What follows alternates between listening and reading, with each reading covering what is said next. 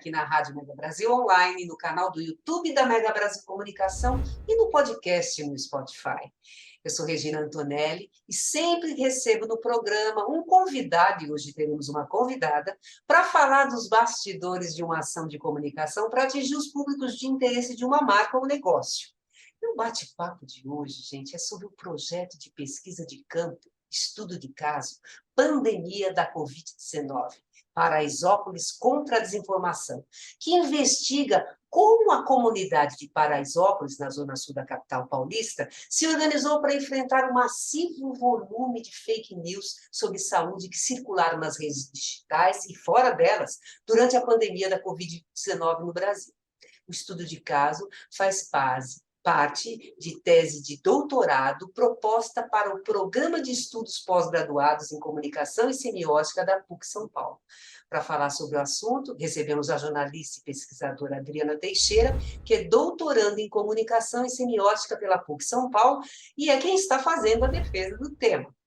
Ao longo da trajetória profissional, a Adriana atuou por 20 anos como repórter e editora em veículos como os jornais Diário Popular, Diário de São Paulo e Brasil Econômico. Nos últimos anos, editou o Anuário de Comunicação Corporativa da Mega Brasil. Inclusive, gente, ela esteve para falar aqui no programa sobre o Anuário de Comunicação Corporativa, tá? E neste ano, a edição de 2022, está trazendo o mais completo ranking das agências de comunicação já produzido desde que a publicação nasceu em 2009. Ela também realiza palestras sobre seu principal objeto de pesquisa, que é a desinformação científica, e também, gente, ela tem a formação profissional de sommelier, que inclusive eu perguntei isso para ela no outro programa, né? Realiza ainda palestras e conduz degustações de vinhos. Adriana, muito obrigada por você ter aceitado esse convite para estar aqui para conversar sobre esse assunto. Mas é incrível esse assunto. Esse assunto, eu sei que a gente vai suscitar aqui várias coisas interessantes, né, dessa pesquisa que vocês estão fazendo. Oi, Rê, boa tarde para todos, para todas. Bom, eu agradeço muito o convite para falar sobre a minha pesquisa, que nós iniciamos no ano passado, que ainda está em processo, e é um prazer estar aqui com você novamente, Regina. Então, vamos lá, Adriana. Vamos lá, não me lembro se eu perguntei isso para você, mas vou perguntar. Você é natural de São Paulo? Sim, nasci aqui na capital. Agora, falamos aqui que você inclusive, é objeto da pesquisa, que é desinformação científica. Epa! Gente, estamos gravando o programa na véspera do jogo aqui do Brasil e Coreia, viu? Por isso que vocês vão ouvir essas bombinhas, tá? Mas tudo bem. Mas vamos lá. Como eu estava falando, desinformação científica é o principal objeto dessa pesquisa que vocês estão fazendo, né? Como é que esse tema, tudo bem que eu sei que você é da área de comunicação, mas eu acho que deve ter uma justificativa, assim, mais, né, um ponto forte aí, de como é que esse tema, desinformação científica, ele entrou na sua vida, na história, né? O que significa isso, né? Qual que é a abrangência de assuntos que a gente está falando, que aqui ele se refere? Conta para a gente como é que é isso. Sim, Rê, a desinformação, eu comecei a estudar fake news, né, a ecologia da desinformação nas redes, nas mídias digitais, em 2016, quando eu iniciei o mestrado em comunicação e semiótica na PUC São Paulo. Depois de observar ali o que tinha acontecido nas eleições americanas, eleições presidenciais, eu decidi estudar desinformação durante a vacinação contra a febre amarela. E esse foi o tema do meu mestrado. Como é que as fake news, elas operaram nas redes, nas mídias digitais, nesse processo de antivacina, durante mesmo a vacinação da febre amarela.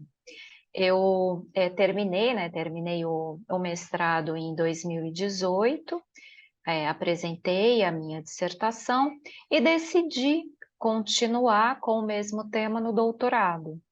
E sim, e também prosseguindo nesse estudo da desinformação na saúde, né? Na saúde, daí a desinformação científica. Mas a Eu pandemia não estava acontecendo ainda, né, em 2020. não, não estava acontecendo. Isso foi em 2019, quando eu apresentei o meu projeto, né, para a PUC, e não, a gente não tinha nem ideia que atravessaríamos uma pandemia em que a gente pôde acompanhar, assim, um número incalculável de peças desinformativas, exatamente. Então, daí eu consegui aprofundar ainda mais esse meu estudo, essa minha pesquisa sobre desinformação científica, exatamente. Tá, mas aí vamos lá. A Covid, a gente começou mesmo em 2020, né? Comecei em março de 2020. E você já estava pesquisando alguma coisa para você prosseguir com essa defesa, só que agora de mestrado, né? Para falar sobre desinformação, para falar sobre fake news. E quando é que você viu a brecha, né, da Covid? Porque em março o negócio foi que aconteceu de fato, né? Que já começaram a falar que você falou assim, poxa vida, é isso, esse que vai ser o ponto que eu vou estar defendendo. Como é que foi isso?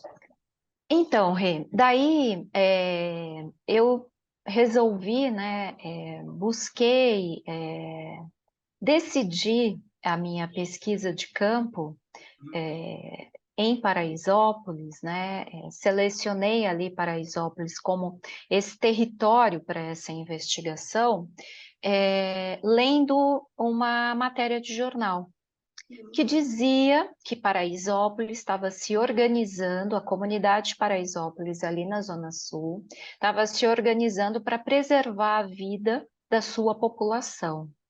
E me chamou muito a atenção a Em forma. 2019? 2019?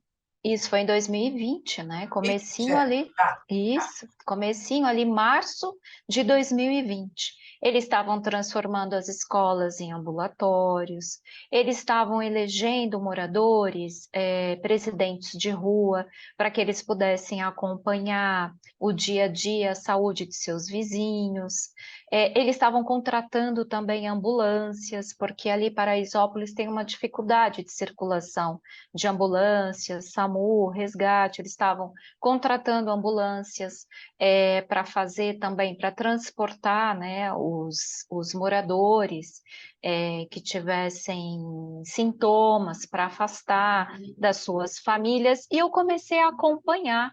Falei, Tá. nossa, que interessante, né? Todo esse movimento, e ali com voluntários dentro da própria comunidade, o que isso também atraiu muito a minha atenção, né? Voluntários dentro da própria comunidade.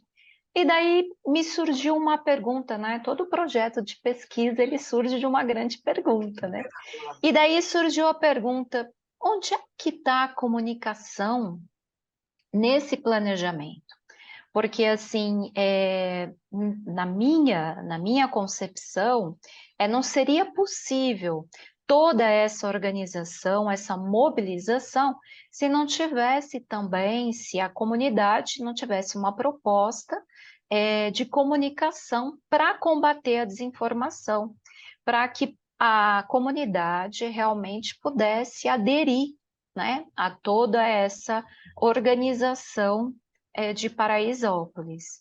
E daí eu propus, né, um projeto para investigar exatamente essa questão, como a comunicação entrava nessa organização geral de Paraisópolis.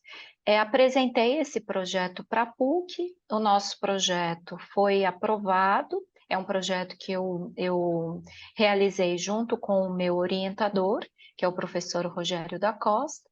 Nós obtivemos o apoio, a aprovação, o apoio da PUC e montamos uma equipe de pesquisadores com mais 2 alunos do Multimeios, o William e a Gabriela, e mais 2 alunos da psicologia, o Lucas e a Júlia.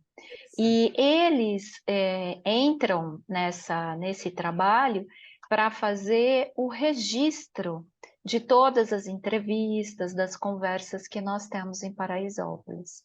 Então, a gente conseguiu, com o apoio da PUC, com essa aprovação, montar esse grupo mesmo, essa equipe de pesquisadores. Foi daí que surgiu a ideia. Muito bom.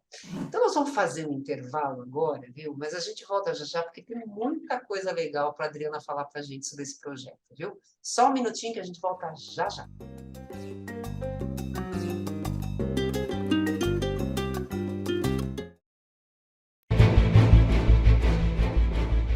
A Mega Brasil entra em conexão internacional para debater e analisar a comunicação, a pandemia e os efeitos do coronavírus na sociedade. Conexão Internacional é um programa que traduz diferentes realidades a partir da análise de jornalistas baseados na Europa e nas Américas. Rosana Dias, do Canadá, Maria Luísa Abbott, do Reino Unido, Sandro Rego e José Gabriel Andrade, de Portugal, e Santiago Farrell, da Argentina, formam um time nota 10 de comentaristas comandado por Marco Antônio Rossi. Conexão Internacional é veiculado todas as sextas-feiras, às 15 horas, aqui na sua Rádio TV Mega Brasil Online, um canal a serviço da comunicação. Na minha entrada, se eu tivesse uma aula dessa aqui no início, com certeza hoje eu estaria em outra situação.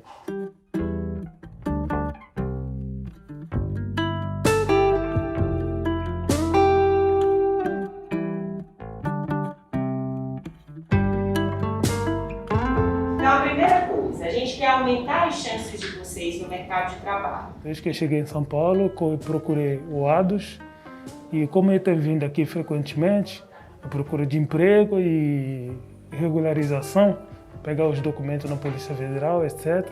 E acabei sabendo dessa capacitação e acabei participando e eu gostei bastante. A capacitação, ela dura aproximadamente 2 horas, 1h30 a 2 horas. Ela é dividida em 2 partes. A primeira parte, a gente aborda principalmente as questões constitucionais, a gente fala bastante de leis trabalhistas, a gente fala dos direitos e dos deveres. E na segunda parte, a gente foca mais na questão das entrevistas de emprego. A gente tenta abordar, inclusive, um pouco sobre redes sociais.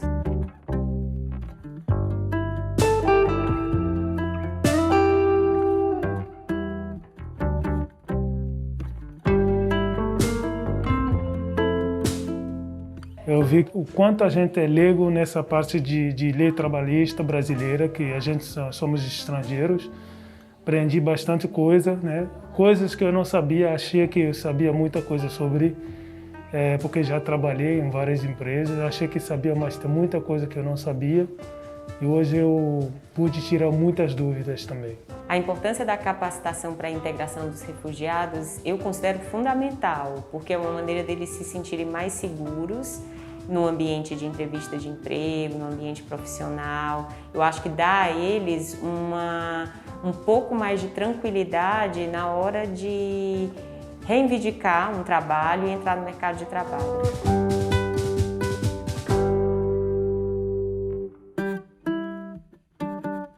Mesmo no cenário de pandemia, a gente ainda conseguiu se reinventar e conseguir levar adiante nosso trabalho com bastante contratações, e isso motivou bastante a gente em não desistir ou minimizar nossos esforços no período de pandemia.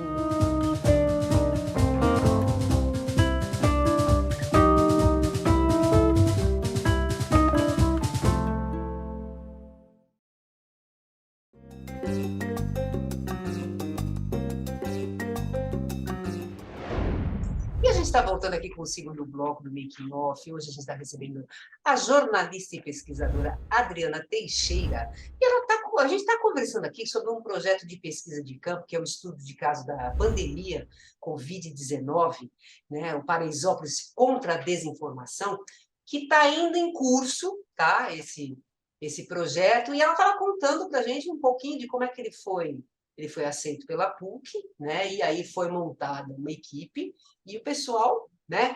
Então, Adriana, e aí? Qual que foi o próximo passo? O que vocês foram fazer para dar andamento a esse projeto? Então, com o início da ideia até a produção de um projeto de pesquisa, eu tive que foi necessário fazer um levantamento com dados para dar base, né, ao projeto de pesquisa. Esse projeto ele foi aprovado no meio do ano, né? A gente está falando em 2020. Isso, em 2020, 20 começou a pandemia. 2000, isso. 2020, quando começou a pandemia. Isso.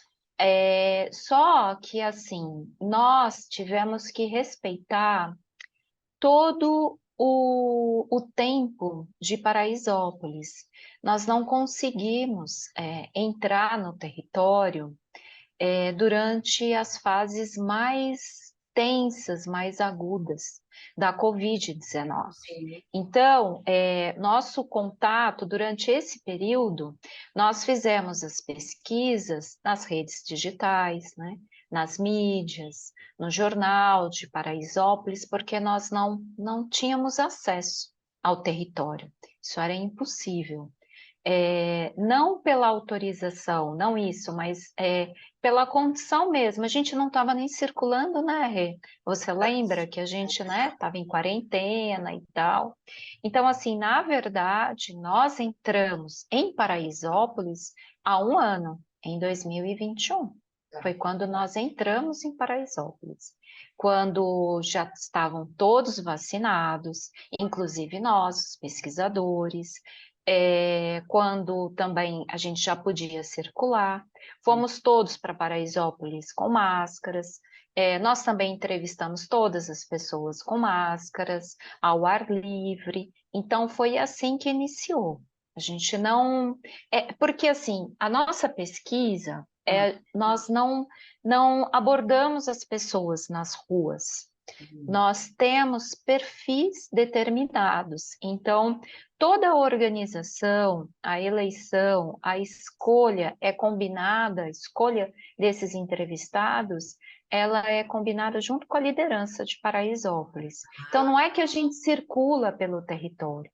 A gente tem um ponto de encontro, e ali nós fazemos as nossas entrevistas, porque não é uma entrevista de surpresa. As pessoas, elas são preparadas, tanto é que elas assinam documentos, nos concedendo, né, o direito de usar as informações que elas nos fornecem. Então, é tudo muito organizado. E isso leva um tempo também. Leva um tempo grande, não só para a gente marcar os horários. Nós fizemos entrevistas individuais e grupos focais. E nós entrevistamos principalmente os presidentes de rua, que são moradores voluntários que se responsabilizam pelo monitoramento da saúde e das condições também de vida dos seus moradores, dos moradores da sua rua, ali da sua vizinhança. Por isso que eles chamam presidentes de rua. Nós começamos com eles. Depois entrevistamos também os moradores e entrevistamos os agentes comunitários de saúde.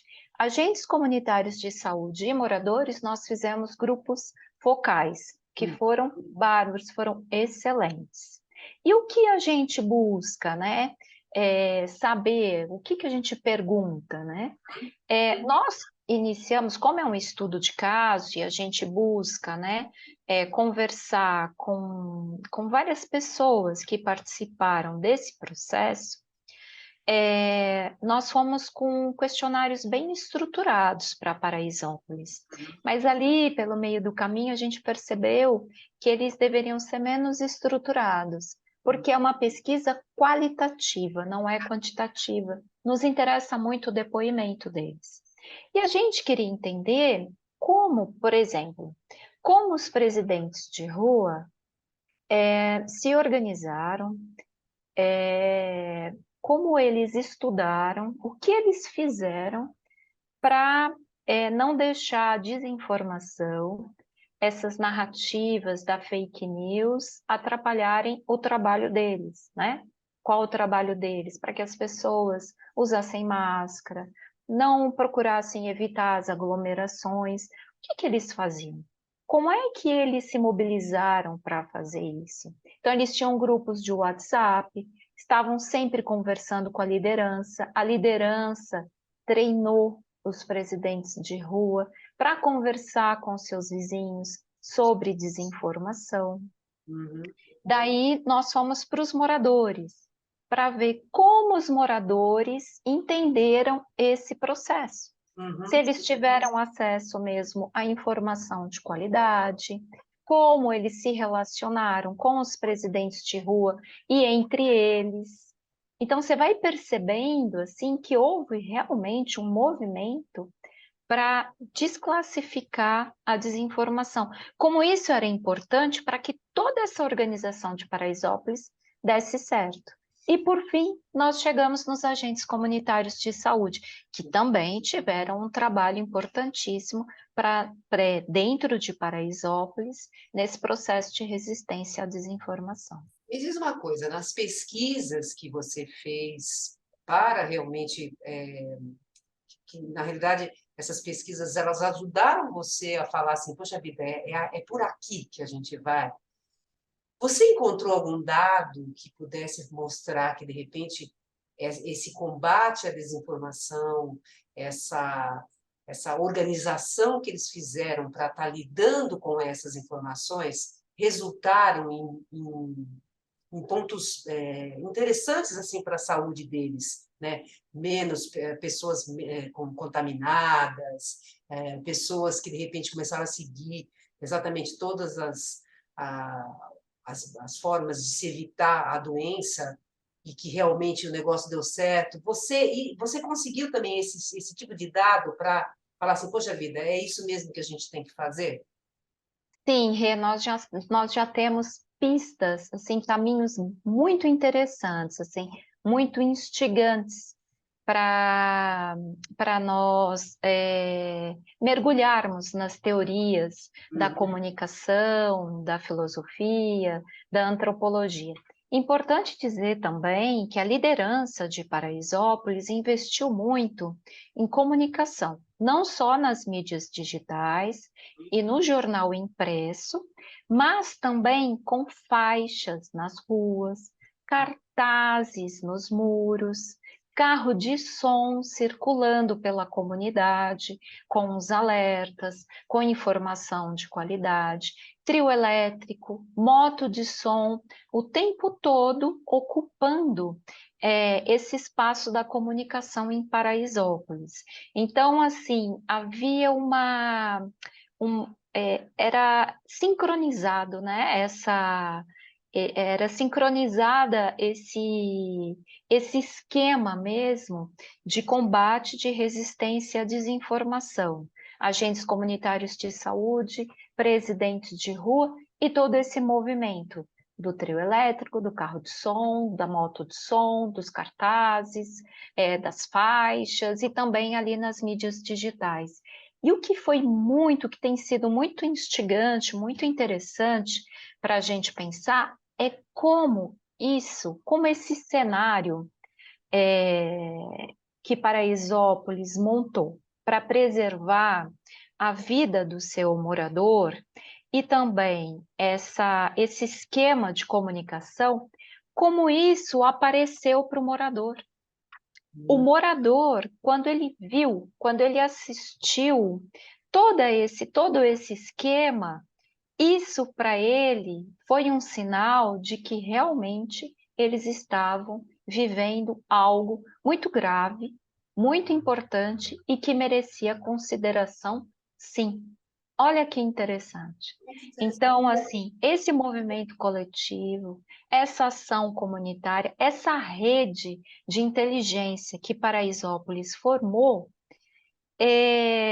foi um cenário, foi um ponto para o morador se conscientizar de que realmente eles estavam atravessando uma situação diferente, uma situação preocupante e que sim, a vida deles estava em risco.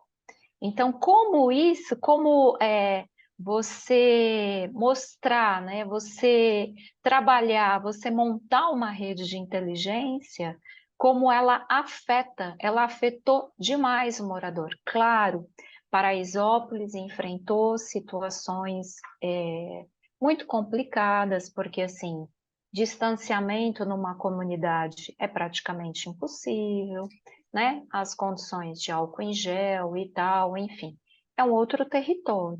Mas dentro das condições, eles conseguiram avançar muito. Mas, claro, enfrentaram muitos problemas, como todos nós, né? Mas se eles não tivessem investido num trabalho desta grandeza, com certeza a situação teria sido muito mais difícil.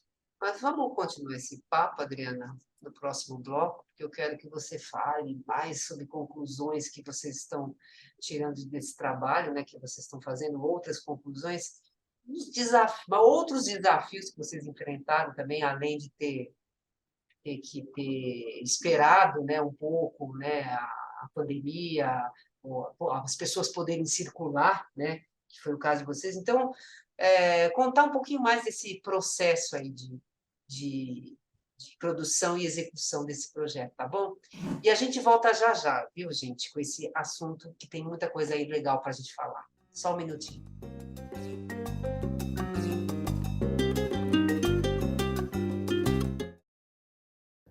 Atuar na integração de refugiados e pessoas vítimas de migrações forçadas. Essa é a missão do Instituto ADUS. São oferecidas aulas de português, orientação jurídica e auxílio para entrar no mercado de trabalho. Aqui, eles também garantem uma fonte de renda, ensinando seu idioma e cultura. Faça parte dessa luta.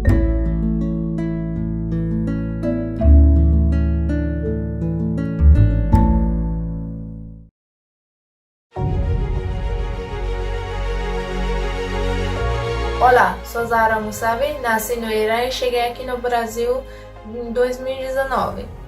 Assim como a Zahra, muitas pessoas em situação de refúgio no Brasil têm dificuldades com as leis e burocracias do país. Por isso, o ADUS oferece orientação jurídica gratuita por meio dos nossos advogados voluntários. Logo que cheguei, pedi refúgio, mas o processo é muito demorado e difícil de entender, e ainda estou esperando uma resposta para o meu. A gente sabe que existem barreiras culturais, de idioma, além do medo e da insegurança que dificultam o acesso aos direitos. E por isso, qualquer solicitante de refúgio ou refugiado já reconhecido ou qualquer pessoa em outra situação migratória pode procurar o Instituto ADUS para poder tirar as suas dúvidas. Mas ter uma orientação de boa qualidade é muito importante para nós refugiados por vários motivos. Sem conhecer nossos direitos aqui no Brasil, fica difícil de conseguir emprego e estudo, por exemplo. O ADUS já prestou assistência jurídica para cerca de 335 refugiados de 38 nacionalidades diferentes. Até maio de 2021, por exemplo, foram atendidos aproximadamente 35 casos por mês. Tanto na área de regularização migratória, autorização de residência para fronteiriços, renovação do protocolo de refúgio, orientação sobre os processos do CONARE, além de dúvidas trabalhistas e de todas as áreas do direito, como locação, separação, alimentos, direitos sociais e programas do governo e muitas outras questões que estamos sempre a postos para orientar e encaminhar as demandas administrativamente ou judicialmente para as entidades parceiras. Por isso, você que está me assistindo e tem uma pequena dúvida ou um grande problema, não deixe de nos procurar. Ficaremos felizes em atendê-lo. Ficamos ficamos muito perdidos quando chegamos aqui e um trabalho como doadores nos ajuda a recomeçar nossas vidas. Muito obrigada.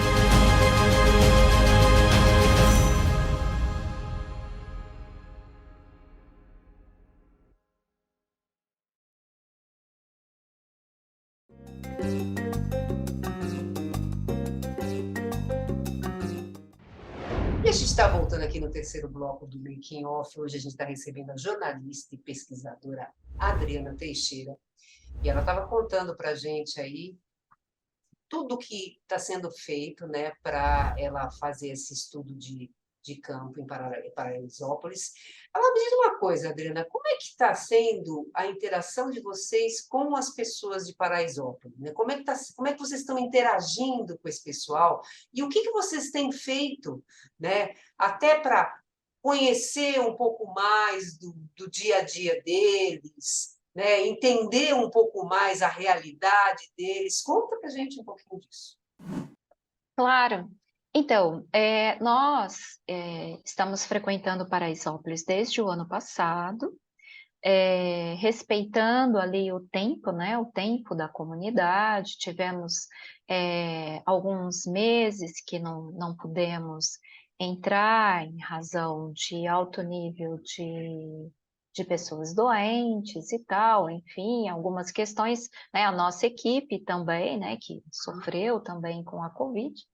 Mas, enfim, nós temos um compromisso, nós pesquisadores, de entregar, deixar para os nossos entrevistados, deixar algo da nossa pesquisa para eles. É um compromisso que nós assumimos com a PUC e que nós assumimos também com o território que nós fazemos as nossas entrevistas. Então, desde o ano passado, assim que nós iniciamos a pesquisa de campo, eu me tornei colunista do jornal Espaço do Povo. É um jornal que circula ali, são 21 mil lares de Paraisópolis, que tem uma população de mais de 100 mil habitantes. E eu escrevo sobre desinformação, sobre fake news. Como é que se deu esse contato de você chegar a ser a colunista do jornal de Paraisópolis? Como é que foi isso?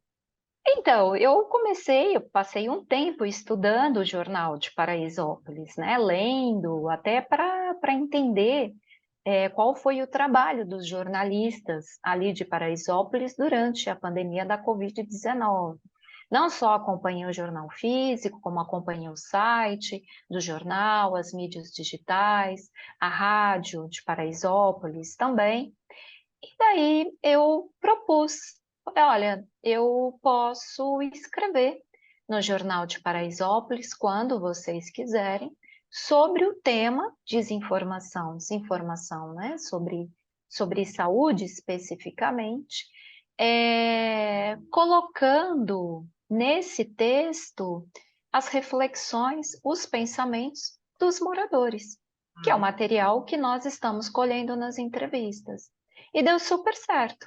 Então, eu tenho escrito não só para o jornal de Paraisópolis, para o Espaço do Povo, mas também para as mídias digitais, e sempre abro o meu texto com um pensamento, uma reflexão, uma preocupação de um morador da comunidade, e ali eu abordo aquela questão usando, né, buscando ali as teorias que a gente aprende na faculdade.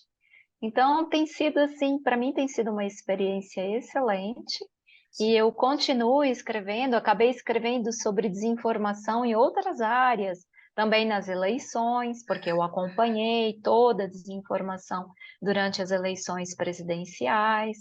Então, isso tem sido muito, muito interessante. Nós também vamos realizar em Paraisópolis uma oficina sobre desinformação para os profissionais de comunicação de Paraisópolis.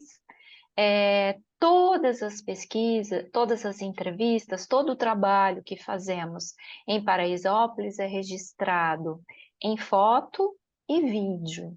Então, nós já estamos produzindo um mini documentário, que também vai ficar com Paraisópolis.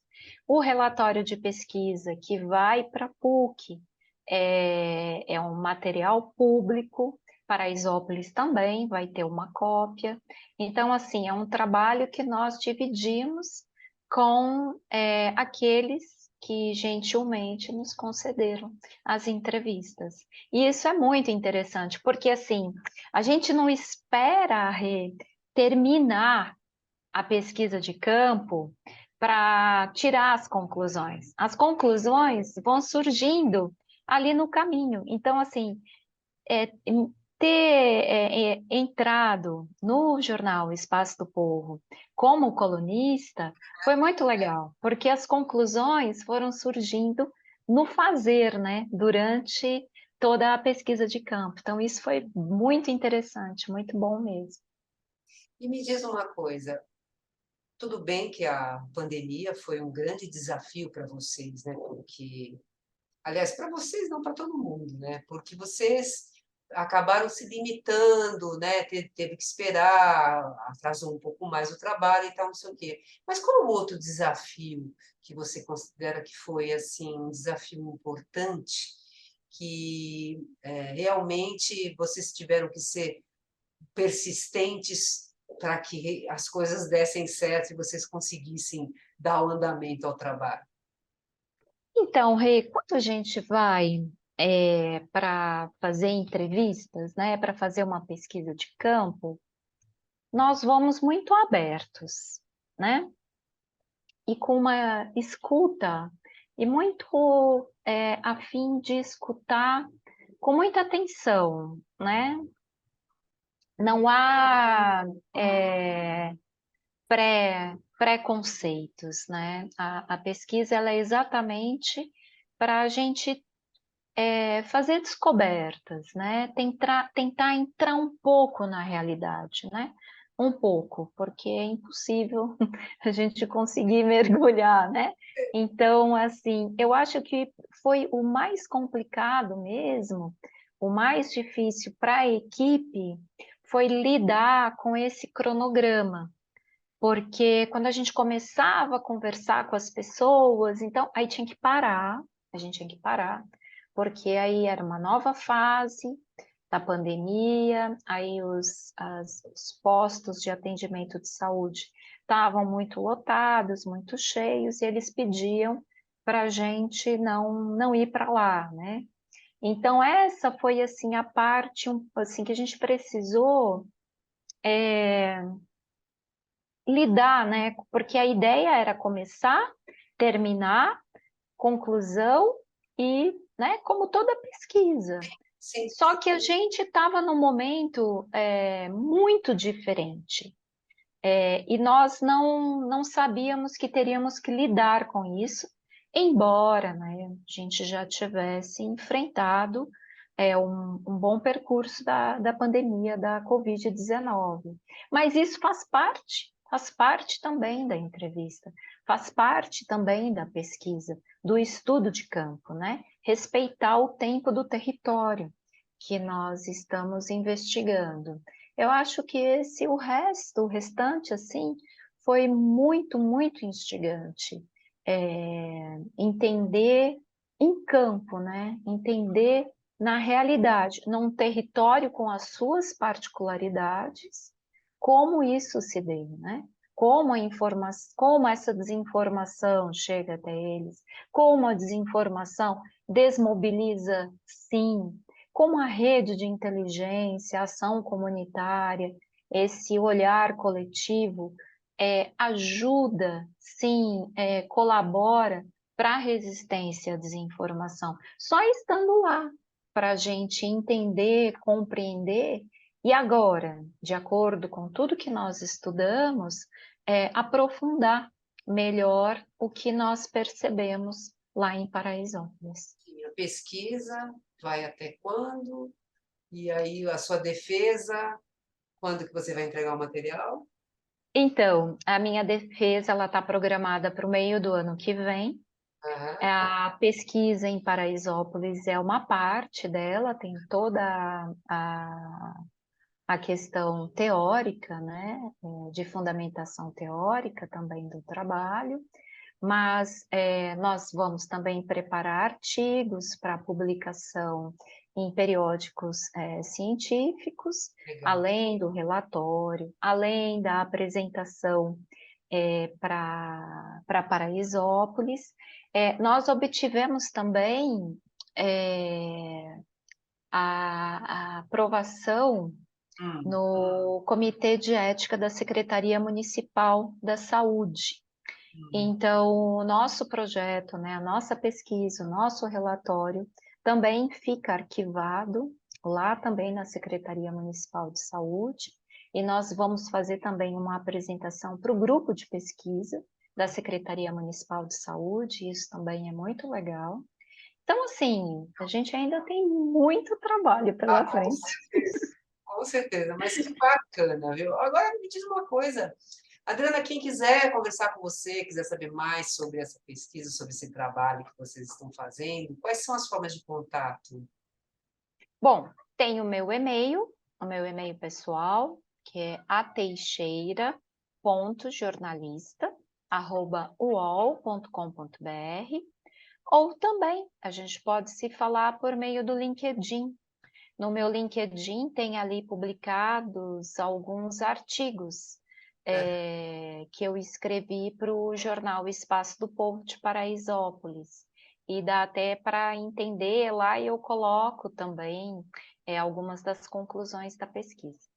Muito bom, muito bom. Muito obrigada, viu, Adriana? Foi muito legal esse papo, foi muito bacana, mas eu tenho que passar uns recadinhos para o pessoal.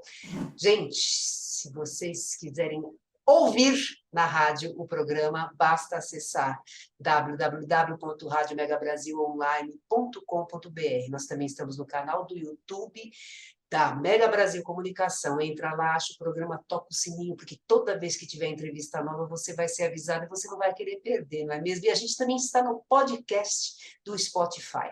Lembrando que o programa vai ao ar quarta-feira, às 10 horas da manhã. Adriana, tchau, obrigada! Muito obrigada, eu que agradeço, é sempre um prazer. Tchau, tchau. Tchau, tchau.